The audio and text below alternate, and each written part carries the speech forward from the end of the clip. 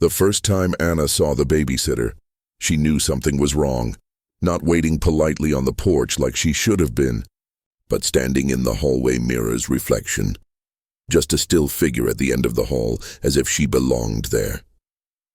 Anna blinked, and by the time she turned, the girl was smiling, hand extended. "Hi, Mrs. Kerrigan, I'm Claire, from the agency." It was a Thursday evening in early October. The air outside was cool enough that Anna's breath fogged when she spoke.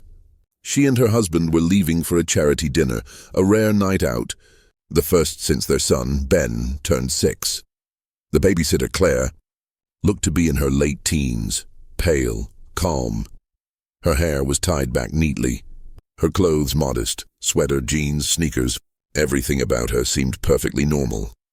Except how quiet she was, not shy, just quiet. The kind of quiet that doesn't come from nerves, but from control. Anna had called Bright Steps childcare the day before. Their usual sitter had the flu, and the agency had sent Claire instead. "Top of her class," the woman on the phone had said.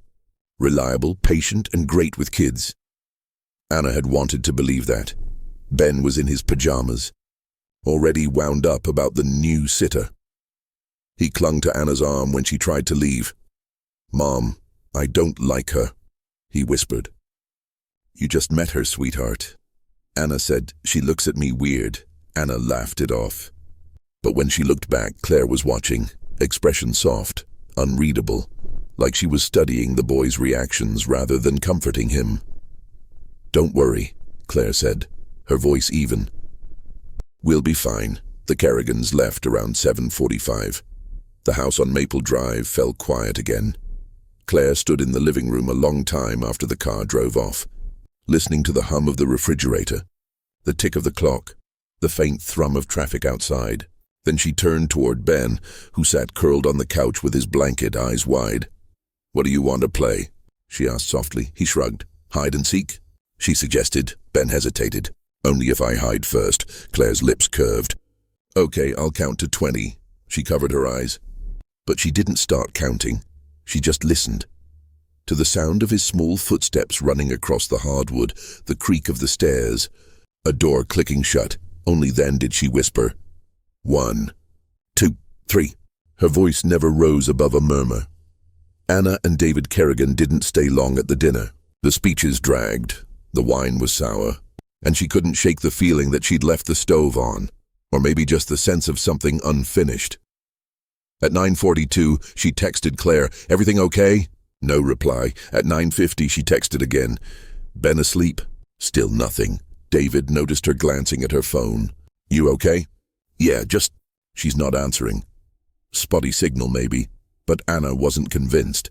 At 10:13, she called. It rang 4 times, then a click, then silence, not even breathing, just the faint crackle of a line still open. "Claire?" A small voice came through, but it wasn't Claire. It was Ben. "Mom," he whispered. Anna's throat tightened. "Ben, hey, are you okay?" "She's in my room." Anna froze. "What?"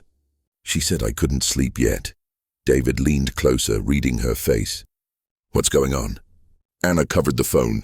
"He says she's in his room." Then into the receiver. "Ben, honey, listen to me. Put the phone down and go. She said I can't talk to you." Ben whispered. "Ben, go downstairs." Right now, the line went dead. They were 15 minutes away. David ran red lights. Anna called again and again. But the calls went straight to voicemail. Inside the house, the quiet returned. Claire stood beside Ben's bed, the nightlight painting her face in dull orange. He sat under the blanket, small hands gripping the edges. "Your mom worries a lot," she said softly. "That's not good for you." He didn't answer. She crouched beside him. "Do you know why I'm here?" He shook his head. "To help you sleep," she whispered. "You haven't been sleeping, have you?" His eyes flickered. "How do you know?" "I read your file." Ben frowned. "What file?" "The one your mother filled out. About your dreams, the ones you wake up screaming from." Ben's breathing quickened. "I don't scream." "Yes," she said, touching his hair gently. "You do." The Kerrigans arrived at 10:33. The house was dark except for the porch light. Anna fumbled with her keys. "Ben," she called, stepping inside. No answer. The living room was tidy. Toys stacked. Blanket folded. Dishes washed. Too neat, Claire. David moved toward the stairs. Ben? The house absorbed their voices. Then a sound came from upstairs, a soft creak, followed by the unmistakable squeak of a door hinge. Anna looked up. At the top of the staircase stood Claire. "Sorry," she said calmly. "He's asleep." Something in her tone made Anna's stomach turn. "Where's his phone?" Anna asked. Claire tilted her head. "He doesn't need it. I put it in the kitchen." Her words were slow, deliberate. David brushed past her and opened Ben's bedroom door. The bed was empty. "Where is he?" Claire's smile never changed. "He's hiding." "Hiding?" Anna's voice cracked. "What do you mean, hiding?" "He wanted to play again." David's fists clenched. "Where is he?" Claire only pointed toward the dark hallway. Then she said softly, "He's very quiet when he wants to be." They tore through the house, under beds, behind curtains, in closets, calling his name until their voices shook. Anna found the back door ajar. Cold air drifted in. She ran outside, barefoot on the lawn. "Ben!" Her voice echoed across the empty street. No answer. When she turned back, Claire was standing in the doorway, one hand on the frame, her eyes unreadable. "You shouldn't shout," she said. "It'll wake him. Where is he?" Anna screamed. Claire blinked slowly. "You shouldn't have left him alone so much." David grabbed her arm. "You have 30 seconds before I call the police." Claire's expression didn't change. "You should." She stepped aside and gestured toward the stairs. "Check the attic." The attic door was half hidden behind the linen closet. David pulled the cord. The ladder unfolded with a wooden groan. Cold air rushed down. Anna hesitated. "He wouldn't go up there. He's scared of the dark." Claire stood behind them, smiling faintly.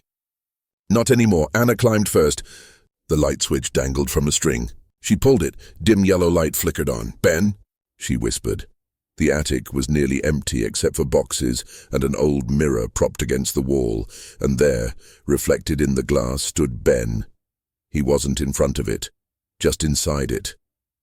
Like a faint double image, pale and small, as if he'd been caught between movement and memory. Anna gasped, stumbling back. Then a whisper. "Mom?" Her breath hitched. "Ben?"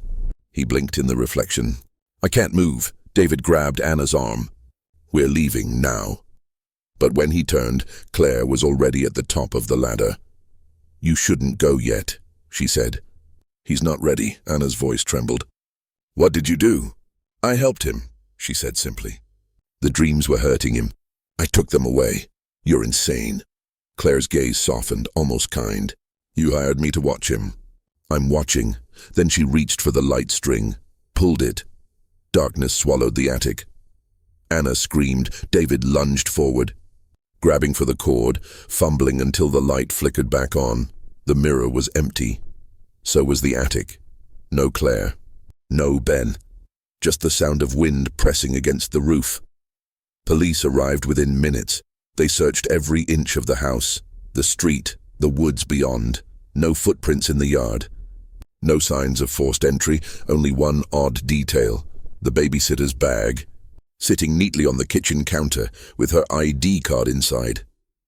The photo was grainy, a little too old, issued by Bright Steps Childcare, date 2002.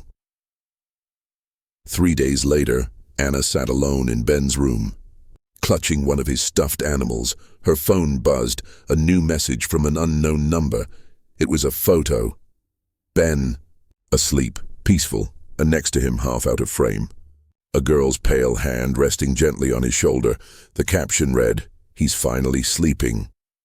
Anna called the police again. The number was untraceable. When they tried calling back, the line was dead.